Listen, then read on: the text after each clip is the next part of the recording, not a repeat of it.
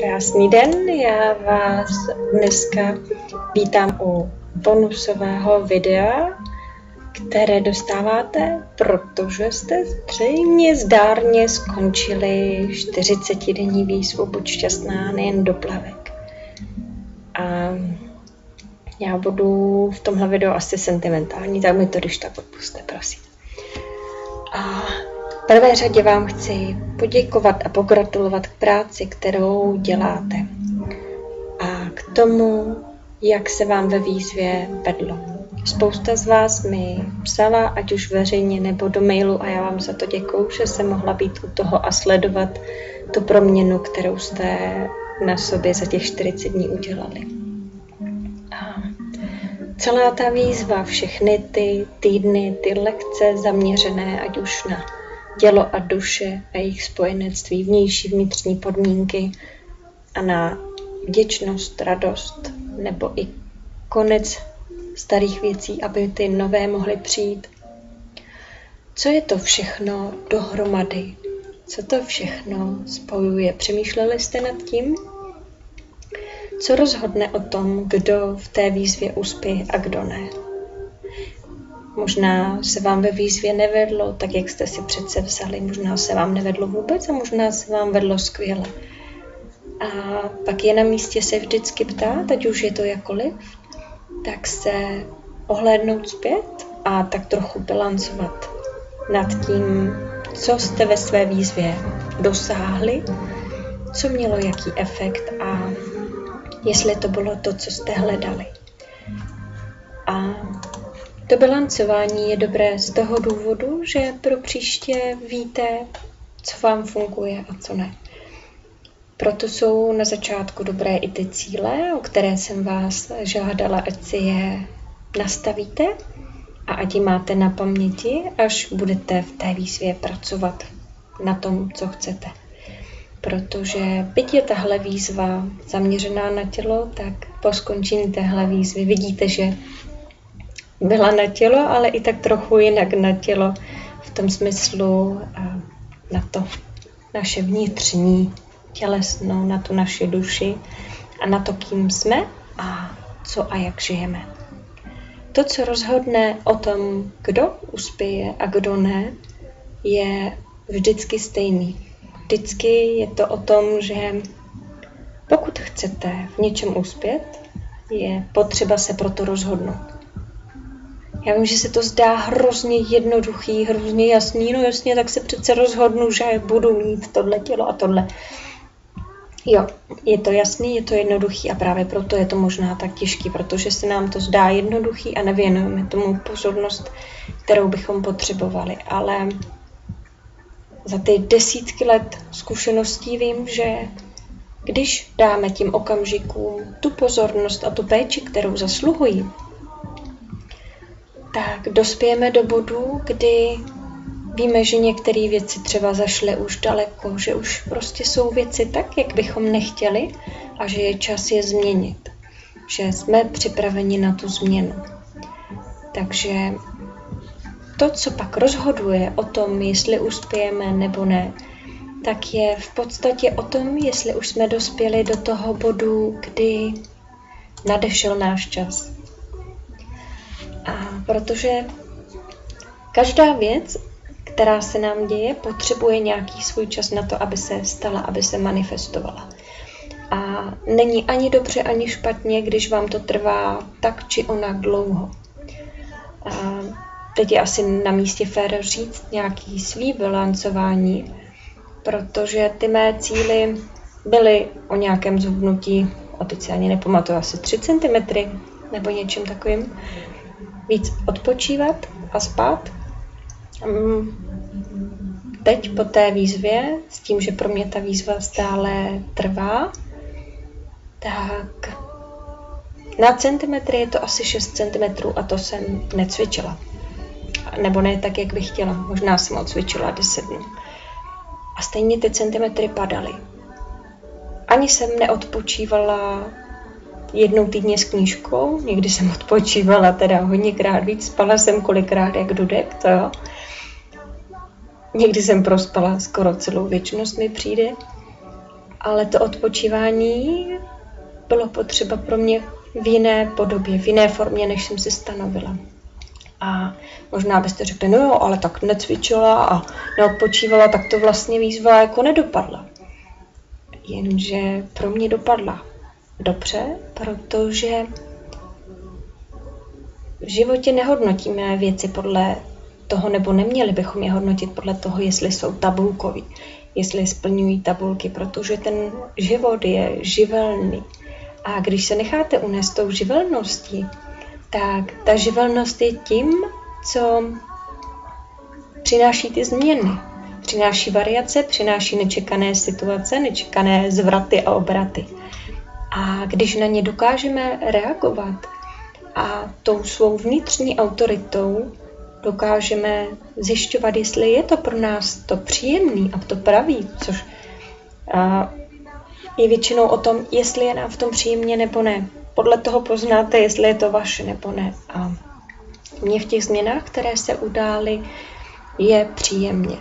Neříkám, že to bylo jednoduchý období a dneska už můžu říct, že i ta poslední věc, která byla taková náročnější, hodně intenzivní a těžká, tak musím zaklepat, vypadá, že se v dobré obrací.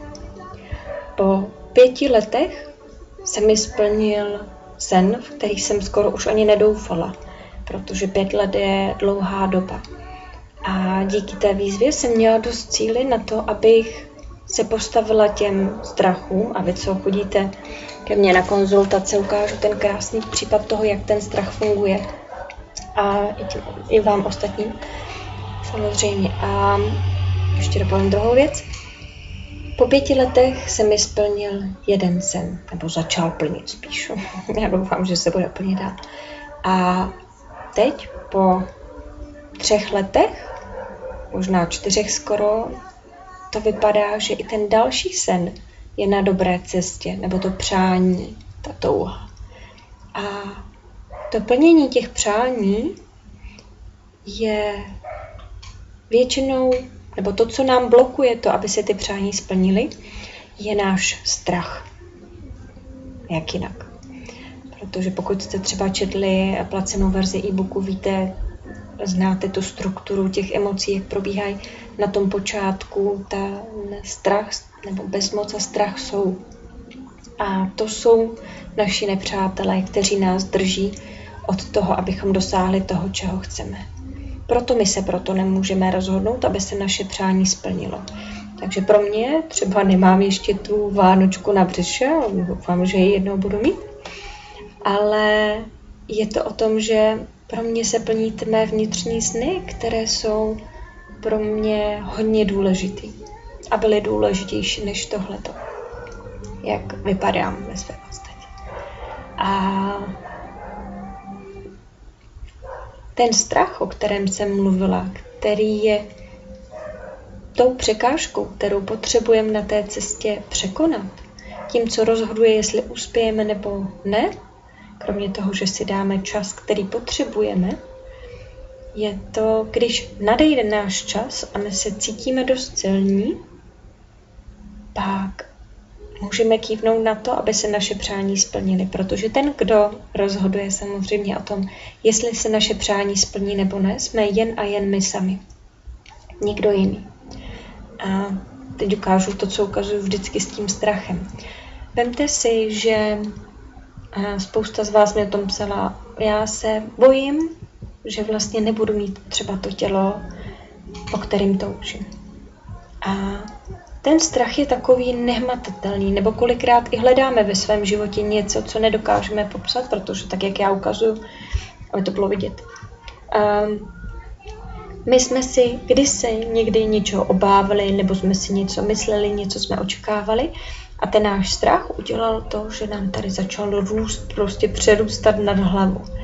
A to, co se pak stalo, je, že my jsme nějakou dobu žili tady s tím strachem a ten strach tady říkal prostě bojíš se tohle a to je strašný a děsivý. A my jsme věděli, tak po očku jsme se dívali, že tam možná ten strach je, ale prostě nechtěli jsme se podívat, protože jsme se báli. Ale je to přirozený se bát něčeho. A když se něčeho bojíme, většinou předtím zavíráme oči. Odsouváme to do pozadí a děláme, že to nevidíme. Prostě jaký telefon, žádný telefon jsem nikdy neměla. Ale on tam je.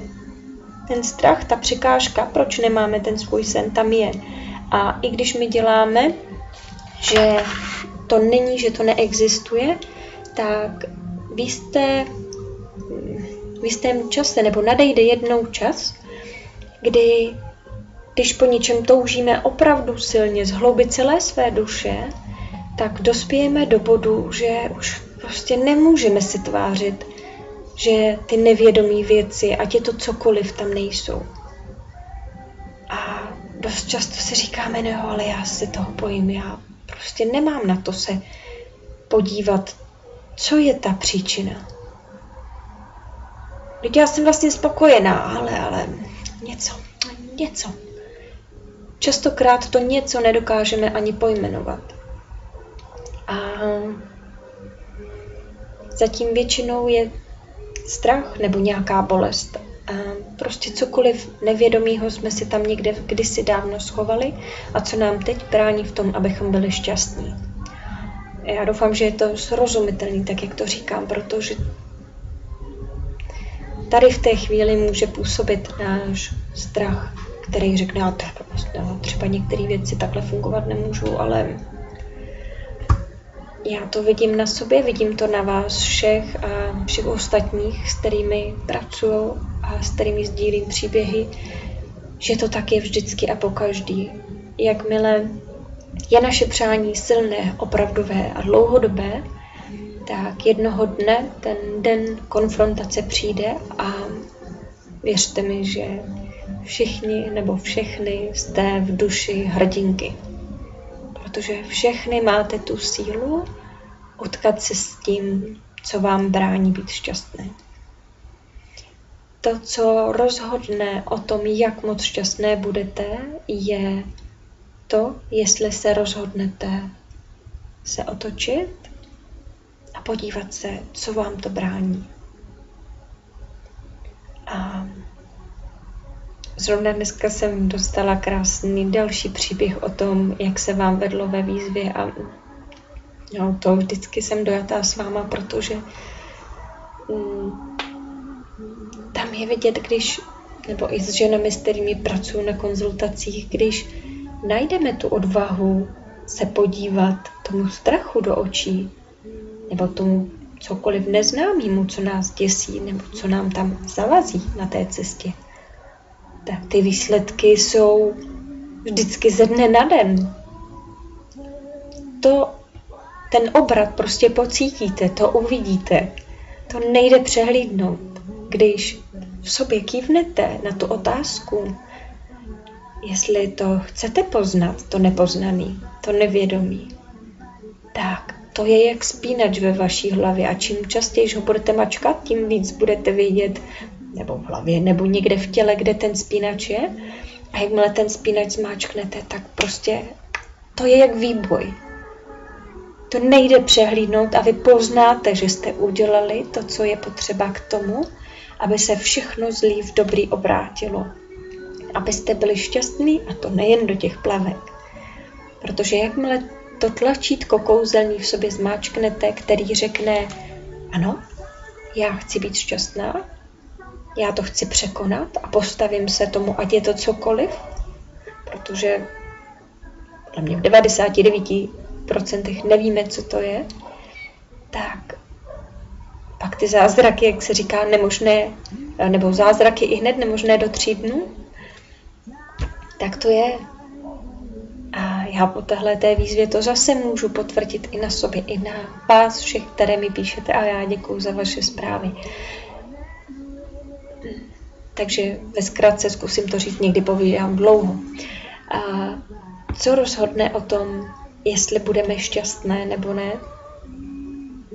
To, že se rozhodneme. Že budeme chtít.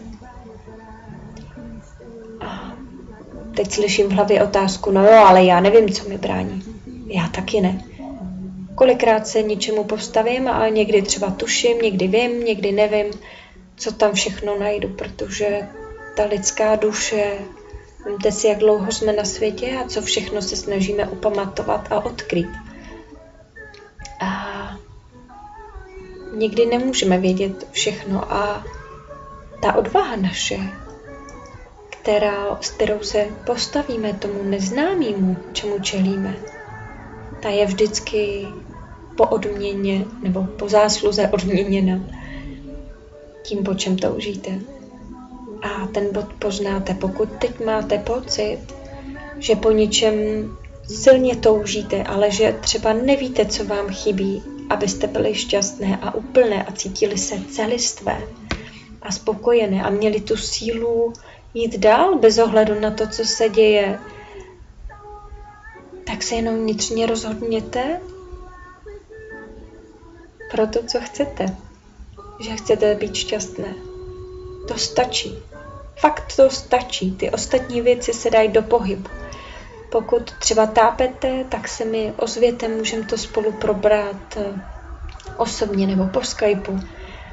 A můžeme najít třeba tu pravou techniku, to pravý sezení nebo nějaký úkol, který s oblibou dávám, abyste mohli najít i vy to, co potřebujete mít ke svému štěstí, protože věřte, že pokud po něčem toužíte a máte pocit, že vám to chybí, tak se vám to nezdá, nejspíš vám něco chybí a když se rozhodnete, že prostě potřebujete a že si to zasloužíte, tak najdete tu sílu dovolit si to, abyste to dostali. Jak, co pro to udělat, to už nechte životu vesmíru. On už to nějak vymyslí, aby vám to doručil na zlatém podnose. A přemýšlím, co říct proto, abyste se nebáli se rozhodnout, pokud třeba ještě váháte. V životě je spousta těžkých chvil a některé věci, které se třeba zdají zlý, těžký po čase, věřte mi, že se mohou zdát úplně jinak. Pokud váháte, jestli se rozhodnout, pokud se bojíte, pak vězte, že všechno se děje s láskou. A ta láska, radost může být ve vašem životě pořád. Nemusí nikam mizet. Pokud chcete zažít tu opravdovou lásku, ten život, který tepe ve vašich žilách, pokud se bojíte tak strašně moc třeba, že nemůžete dýchat, pokud vás ten strach svazuje a nevíte, co s ním, nechte ho být. Nechte ho, neskrývejte ho a dejte mu průchod. Ten strach není nic zlýho, on je tam jenom, že vás chrání. A nemusíte na sebe tlačit, ty věci se nemusí stát hned. 5 let jsem zase čekala na nějakou věc. A řeknete si, prostě tak dlouho, proč se jí chtělo tak dlouho čekat, proč jsem si nepoužila nějakou techniku. Protože všechny věci mají svůj čas. A není důvod něco přeskakovat.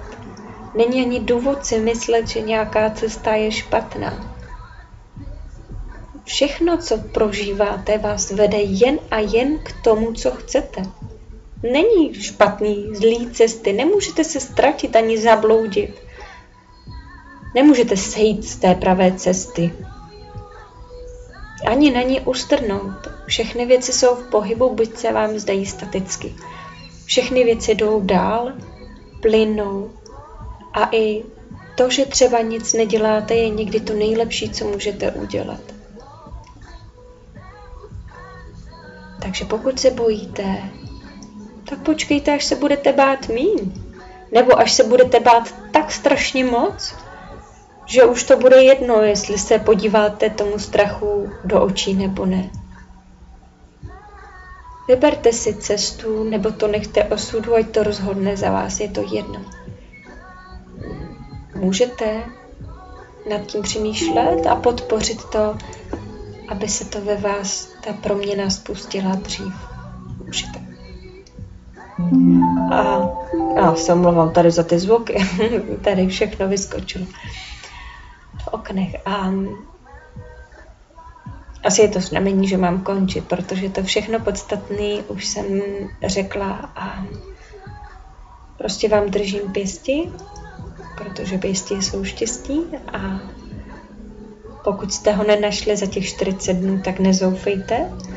I kdybyste čekali celou věčnost, tak má to svůj důvod a každý čas, který trávíte na té cestě, za všechno budete odměněni. A nic vás dobrého nemine, protože všechno to dobré tam na vás čeká. A to mi věřte. Protože jste tvůrkyně a rozhodli jste se s tím něco udělat.